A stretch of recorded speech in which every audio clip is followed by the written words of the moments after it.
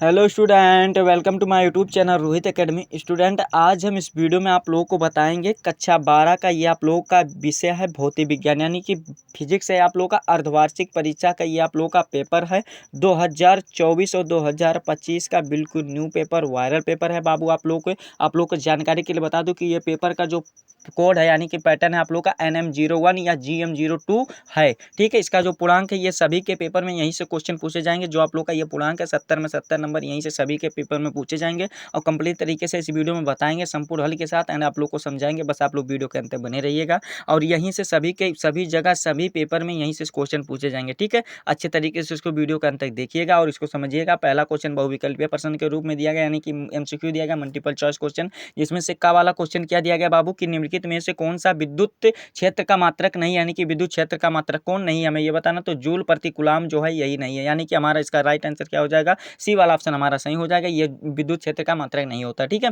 खा वाला क्वेश्चन दिया गया है कि E बराबर 0 वाले विद्युत क्षेत्र में विभव V का दूरी r के साथ परिवर्तन होगा, यानी कि किस कंडीशन में इसका परिवर्तन होगा। तो जब B बराबर नियत अर्थात r पर निर्भर नहीं होगा तभी होगा, यानी कि इसका जो राइट आंसर हो जाएगा ये ड वाला, यानी कि डी वाला ऑप्शन हमारा राइट हो जाएगा। ठीक है, अगला क्वेश्चन दिया गया है गा वाला कि किसी तार का विद्युत प्रतिरोध कितना दिया गया है, 500 ओम है। तो इसकी विद्युत चालकता होगी, यानी कि इसकी विद्युत चालकता क्या होगी। तो इसको जो फार्मूला पर विद्युत चालकता के फार्मूला पर सॉल्व करके जो राइट आंसर निकल कर आएगा क्या हो जाएगा, 0.002 ओम -1 हो जाएगा, यानी कि हमारा कौन सा ये डी वाला ऑप्शन हमारा सही हो जाएगा इसका। ठीक है, फिर अगला क्वेश्चन घा वाला दिया गया है कि यदि सघन माध्यम में आपतन कोण क्रांतिक कोण के बराबर हो तो आपतन कोण होगा, यानी कि आपतन कोण कितने अंश का होगा, कितने डिग्री पर होगा, हमें ये बताना है। तो 90 अंश पर होगा बाबू। ये हमारा कितना 90 अंश पर होगा, सा वाला ऑप्शन हमारा सही हो जाएगा इसका। ठीक है, और अगला क्वेश्चन अड़ा वाला यानी कि फॉय वाला क्वेश्चन हमारा दिया गया है क्या कि एक प्रकाश पुंज वायु से जल में प्रवेश करता है, निम्नलिखित में से कौन सा गुण अपरिवर्तित रहेगा, यानी कि कौन सा गुण अपरिवर्तित रहेगा, हमें ये बताना है। तो इसका जो राइट आंसर हो जाएगा आवृत्त, यानी कि क्या सही आंसर हो जाएगा बाबू, आवृत्त हो जाएगा। ये कौन सा राइट आंसर हो जाएगा, हमारा सा वाला ऑप्शन इसका सही हो जाएगा बाबू। जितना भी क्वेश्चन बता रहे हैं ना सभी के एग्जाम में यहीं से क्वेश्चन पूछे जाएंगे। देखिए अर्धवार्षिक में भी पूछे जरूर जाएंगे सभी क्वेश्चन, और आप लोग हाफ ईयरली एग्जाम में भी पूछे जाएंगे, यानी कि बोर्ड एग्जाम में भी पूछे जाएंगे और प्री बोर्ड में भी यहीं से क्वेश्चन सभी जगह पूछे जाएंगे। ठीक है, इसको ध्यानपूर्वक से समझ लीजिए, इसको देख लीजिए। और अगला क्वेश्चन चा वाला दिया गया, यानी कि 6 वाला MCQ दिया गया है कि दो स्रोत कला संबंध होते हैं यदि वे तरंगे उत्पन्न करती हैं, यानी कि किस प्रकार से तरंगे उत्पन्न करती है, हमें ये बताना है। तो इसका जो राइट आंसर हो जाएगा, देखो बाबू, इसका जो राइट आंसर होगा क्या हो जाएगा, बा वाला नियत कलांकर की भी तरंगे उत्पन्न करेंगी, एक समान आवृत्ति की भी करेंगी, यानी कि इसका देखो ये ऑफर के तौर पर आप लोगों का ये बा और दा कोई भी लगाएंगे तो दोनों सही रहेगा, आप लोगों का कोई नहीं गलत कर सकता है। ठीक है, तो किसी एक पर भी टिक कर दीजिएगा तब भी राइट आंसर माना जाएगा, और अगर आप लोग इच्छा अनुसार दूसरे दोनों लिखना चाहे तो दोनों भी लिख सकते हैं, ये दोनों आप लोग का आंसर राइट है, कोई नहीं गलत काट सकता। ठीक है, फिर अगले क्वेश्चन पर आते हैं। देखिए आप लोगों का ये 6 MCQ पूछे जाएंगे, यानी कि 6 मल्टीपल चॉइस क्वेश्चन बहुविकल्पीय प्रश्न पूछे जाएंगे, जो कि आप लोग का 6 नंबर बेल कंप्लीट हो गया। ठीक है, आगे भी कंप्लीट कराएंगे, बस आप लोग वीडियो के अंत तक बने रहिएगा। दूसरा क्वेश्चन दिया गया है, दूसरा का हमारा का दिया गया है कि किसी पदार्थ के क्या दिया गया, विशिष्ट प्रतिरोध से आप क्या समझते हैं, ये बताइए। अति लघुत्तरीय क्वेश्चन है, 1 नंबर का क्वेश्चन है, यानी कि ये बताना है। तो इसका विशिष्ट क्या बताना है, प्रतिरोध। तो इसका आंसर लिखिएगा कि उस पदार्थ द्वारा उसमें से गुजरने वाली धारा के प्रतिरोध को मापने को हुई प्रतिरोधता, यानी कि विशिष्ट प्रतिरोध कहते हैं। ये आप लोगों का 1 नंबर बेल कंप्लीट हो गया लिख करके। ठीक है, दूसरा क्वेश्चन खा वाला दिया गया है कि परस्पर लंबवत लगे हुए विद्युत क्षेत्र E तथा चुंबकीय क्षेत्र B, यानी कि वेक्टर E है और वेक्टर V है, ठीक है, में इलेक्ट्रॉन बिना विक्षेपित हुए सीधी गति करता है। तो इलेक्ट्रॉन में वेग का सूत्र E और क्या दिया गया है, बी के पदों में लिखिए, यानी कि बी के पदों में लिखना है। तो देखो इसका जो इसको किस प्रकार से लिखना है, बहुत ही आसान है। बी बराबर आप लोग क्या कर लीजिएगा, E/B लिख दीजिएगा, यही आप लोग का फार्मूला लिख दीजिएगा, यही आप लोग का 1 नंबर बेल कंप्लीट हो जाएगा। बस इससे आगे कुछ नहीं करना है। ठीक, 1 नंबर ये वाला भी बेल कंप्लीट होगा। फिर गा वाला क्वेश्चन दिया गया है क्या, देखिए गा वाला क्वेश्चन दिया गया है कि प्रकाश के विवर्तन से आप क्या समझते हैं, यानी कि प्रकाश के विवर्तन किसे कहते हैं, क्या होता है, ये बताना है। तो हेडिंग आप लोग डाल करके इसको लिख सकते हैं क्या, प्रकाश के विवर्तन। इसमें क्या लिखना है, किस प्रकार से आप लोग को एग्जाम में लिखना होगा, इसका आंसर सुन लीजिएगा कि जब प्रकाश तरंगें किसी अवरोध से टकराती हैं, यानी कि उससे लड़ती हैं या किसी छोटे छिद्र से गुजरती हैं, तो वह अवरोध को किनारों पर मुड़ जाती है और इस घटना को प्रकाश का विवर्तन कहते हैं। बस आप लोग का इतना लिख दीजिएगा, 1 नंबर बेल कंप्लीट हो जाएगा। ठीक है, और घ वाला क्वेश्चन दिया गया है कि दो प्रकाश तरंगों की तीव्रताओं का अनुपात 81:49 है, तो उनके आयामों की संख्या यानी कि उसके आयामों की संख्या कितनी हो जाएगी। तो देखो बाबू, इसका जो राइट आंसर हो जाएगा 9:7 आप लोग 7 लिख दीजिएगा, यही हमारा राइट आंसर हो जाएगा। क्या हो जाएगा, देखो 9:7 आप लोग को इस प्रकार से लिखना है। कैसे, देखो यहाँ पर आप लोग को बता दे रहे हैं 9:7 आप लोगों को 7 लिख देना है, यही हमारा राइट आंसर हो जाएगा। बस इतना ही लिख दीजिएगा, आप लोगों का ये क्या एक नंबर वेल कंप्लीट हो जाएगा। ठीक है,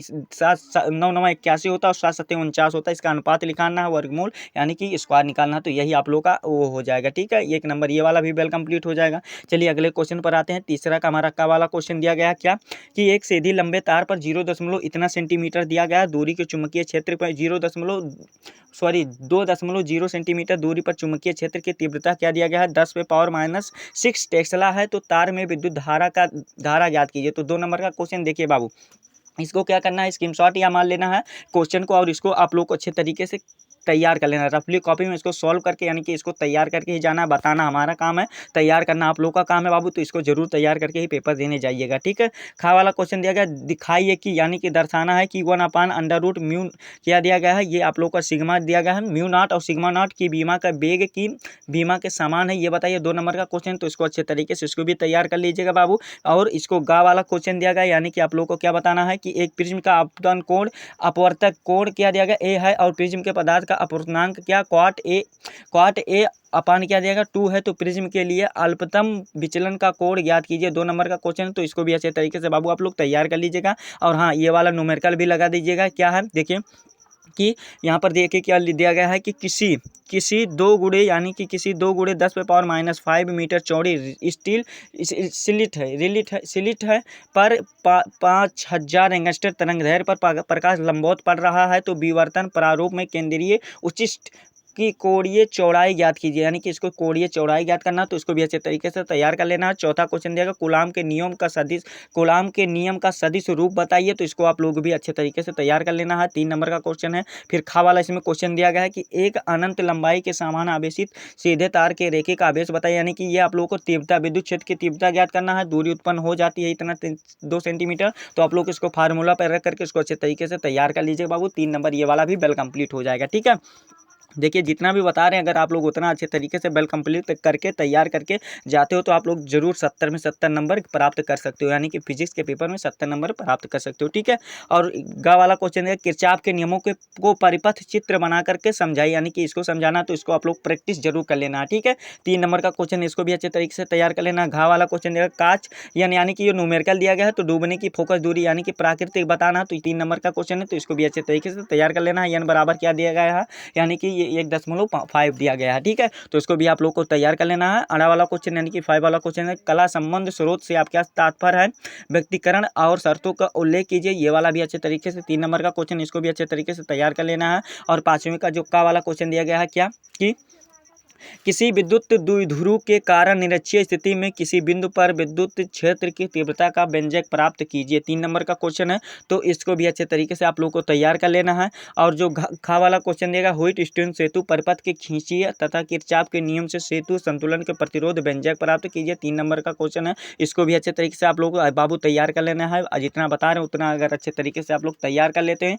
तो आप लोग को अर्धवार्षिक परीक्षा में भी अच्छा नंबर ला सकते हो, और प्री बोर्ड में भी और बोर्ड एग्जाम में भी। ठीक है, और अगला क्वेश्चन गा वाला दिया गया है, यानी कि तीसरा क्वेश्चन दिया गया है कि एम्पियर के परपथीय नियम लिखिए। ठीक है, फिर आगे क्या है कि इसकी सहायता से एक अनंत लंबाई के सीधे धारावाही चालक के कारण उत्पन्न चुंबकीय क्षेत्र का सूत्र स्थापित कीजिए। 3 नंबर का क्वेश्चन है, तो इसको भी अच्छे तरीके से बाबू रेडी कर लेना है, यानी कि तैयार कर लेना है। ठीक है, कंप्लीट कर लेना है।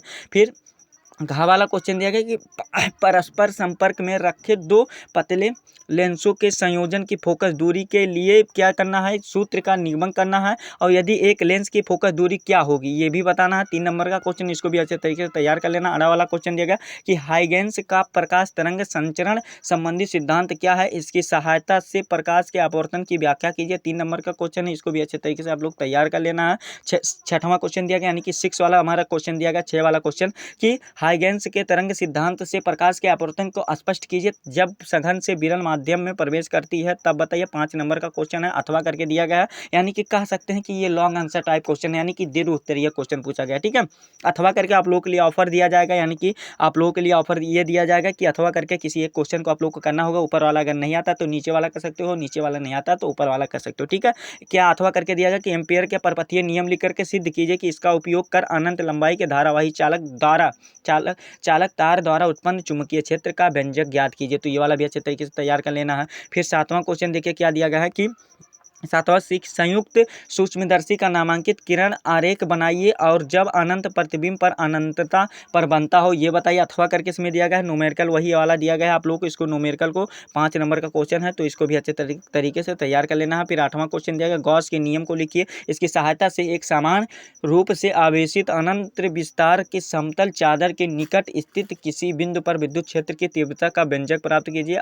5 नंबर का क्वेश्चन है, अथवा करके भी दिया गया है क्या कि किसी संधारित्र की विद्युत धारिता का परिभाषा दीजिए तथा समांतर प्लेट संधारित्र की धारिता के लिए सूत्र का निगमन कीजिए और जब इसकी प्लेटों की बीच आंशिक रूप से पराविद्युत पदार्थ रखा हो, यानी कि ये बताना है। तो इसको भी अच्छे तरीके से आप लोग को सॉल्व कर लेना है, यानी कि तैयार कर लेना है। ठीक है, और 9वां क्वेश्चन यानी कि इस पेपर का जो लास्ट क्वेश्चन दिया गया है, यानी कि देखिए क्या दिया गया, विद्युत चुम्बकीय प्रेरण से आप क्या समझते हैं। विद्युत चुम्बकीय प्रेरण संबंधी फैराडे का नियम लिखिए। अथवा करके भी दिया गया है कि गोलीय सतह पर प्रकाश के अपवर्तन के लिए n2 दिया गया है, अपान v दिया गया है और माइनस क्या दिया गया n आप लोगों का n1 दिया गया है, अपान क्या दिया गया u दिया गया है, बराबर क्या दिया गया n2 माइनस un1 अपान r दिया गया, यानी कि प्रतिरोध दिया गया। जहां संकेतों का समान अर्थ की सीमाएं का उल्लेख कीजिए, यानी कि इसकी सीमाओं का उल्लेख करना है। अथवा करके आप लोगों को ये दिया गया, तो ये वाला भी अच्छे तरीके से बाबू तैयार कर लेना है। ठीक है, तो यही आप लोगों का देखिए ये कक्षा 12 का आप लोगों का ये पेपर था, वायरल पेपर 2024 का, जो कि आप लोग को संपूर्ण तरीके से इस वीडियो में बता दिया, समझा दिए। और आप लोग को ये हमारा प्यारा सा वीडियो कैसा लगा है कमेंट करके जरूर बताइए बाबू। हाँ, अगर आप हमारे चैनल पर नए हो तो चैनल को सब्सक्राइब कर लीजिएगा, बेल आइकन को दबा दीजिए। हाँ, आप लोग बाबू वीडियो को नहीं शेयर करते हो तो आप लोग वीडियो को सभी स्टूडेंट के पास, जितने भी कक्षा 12 के स्टूडेंट हैं उनके पास अधिक से अधिक जरूर शेयर करके पहुंचा दीजिए। क्या करना है कि आप लोग का एक ही काम रहेगा कि कक्षा 12 के जितने भी स्टूडेंट उनके पास ये वीडियो भेज करके पहुंचा देना, ताकि वो भी देख सके और अपनी एग्जाम की अच्छे तरीके से प्रिपरेशन कर सके। ठीक है, चलिए हम आप लोगों से मिलते हैं नेक्स्ट वीडियो में नेक्स्ट टॉपिक के साथ। तब तक के लिए जय हिंद, जय भारत, वंदे मातरम।